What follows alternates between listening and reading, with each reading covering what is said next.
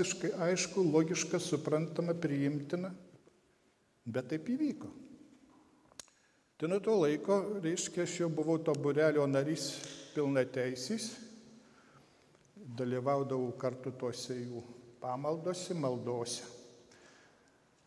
Bet reikia pasakyti, kad jie šitą praktikavo ir kitais atvejais.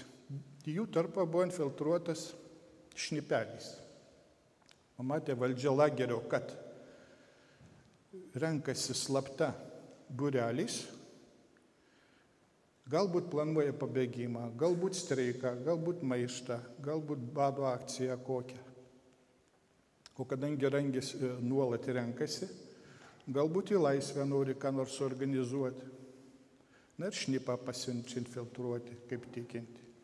Jie greit pastebėjo, kad tai žmogus nėra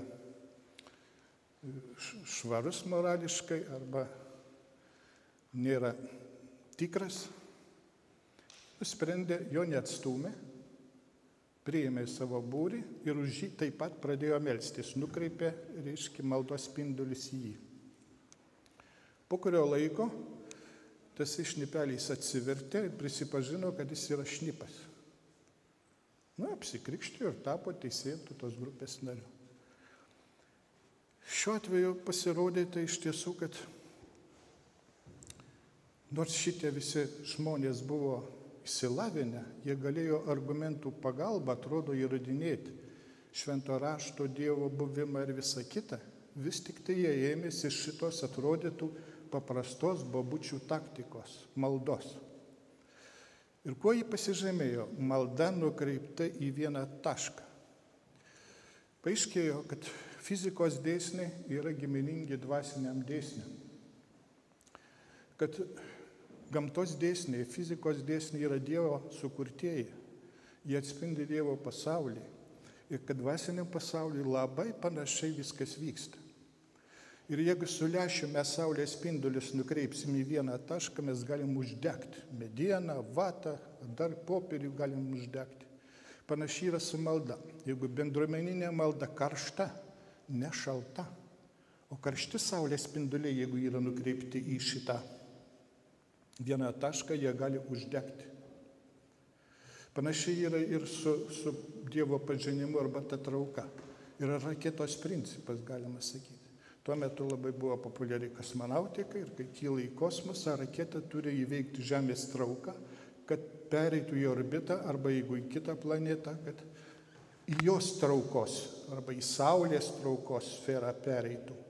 Ir tada nebereikia variklio, pati Saulė arba planeta kita traukia su milžiniška jėga. Tas pats pasirodo yra ir tikėjimo srityje. Iš pradžių būtent reikalinga ta gandiškoji kantrybė. Pastovi, nulatinė. Ir kai po kurio laiko išeini iš šitos traukos, kai nugali savo žemišką trauką, prigimti tos valios jėgą, prisiverti, prasideda trauka, didžiulė trauka į Dievo pasaulį. Tai tokių dėsnių visą eilę teko užfiksuoti, kurie ir jais galima net ir naudotis praktiškai. Čia šiandien, aišku, nėra laiko apie tai kalbėti. Bet padarė įspūdį tai, kad malda yra be galo galinga apaštalavimo, Dievo skelbimo, Dievo tiesos skelbimo priemonė. Ir kas būdinga? Šitos priemonės, nors jie, reiškia, galėjo įrodinėti ir protiškai, reiškia, argumentais moksliniais, naudodami šias priemonės, jie jas nukreipia ne visuomenės išvadavimui iš priespaudos lagerinės, o išvadavimui žmogaus sielos. Štai kuo skiriasi nuo Gandžio jogų ir visų kitų mokymų. Gandis nekalbėjo apie žmonių sielos išvadavimą, jis kalbėjo apie socialinį, apie tautos išvadavimą iš vargijos, kaip sociumo, kaip bendruomenės, nacijos. Būtent iš neteisybės socialinėje srityje. Krikščionybė smenga giliau. Socialinė šita sfera svarbi, bet ji yra laikina. Jeigu mes mirtume tik išvaduoti išoriškai, nežinia, kur mūsų sielos nueitų. Kadangi indiškasis pasaulis, hinduizmas nekalba apie sielas, o kalba apie panteizmą, įsiliejimą į dievybės vandenyną, kaip lašas nuskęsta jūroje, ištirpsta taip ir indiškame pasaulyje atskiros asmenybės. Todėl ir maldos už asmenybės nėra. Ir šitas suvokas, šitie teiginiai be galo svarbus socialiniai, politiniai ir kitose srityse, nuėjo į šalį. Jie pasidarė svarbus kaip priemonė, bet nesvarbus kaip tikslai, pagrindiniai mūsų gyvenimo tikslai. Dabar iškilo klausimas, o kokią reikšmę tada turi žmogaus protas? Ar argumentacija kokią nors turi reikšmę? Jeigu man kyla kokių nors abejonių, tai ką aš turiu daryti? Melstis į Dievą ir ateis man atsakymai visais tais klausimais dėl žmogaus kilmės, dėl rasių atsiradimo. Tai tokiu būdu teko prieiti prie kitos pakopos, būtent prie proto lavinimo arba protinio pažinimo. Yra toksai dalykas.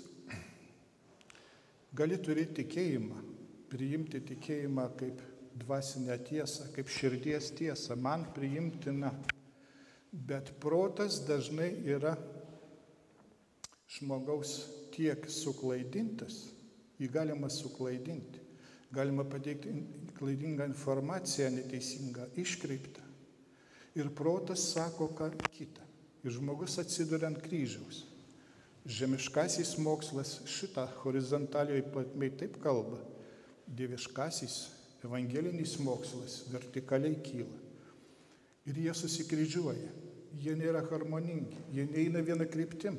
Ir mes atsiduriam ant kančios kryžiaus.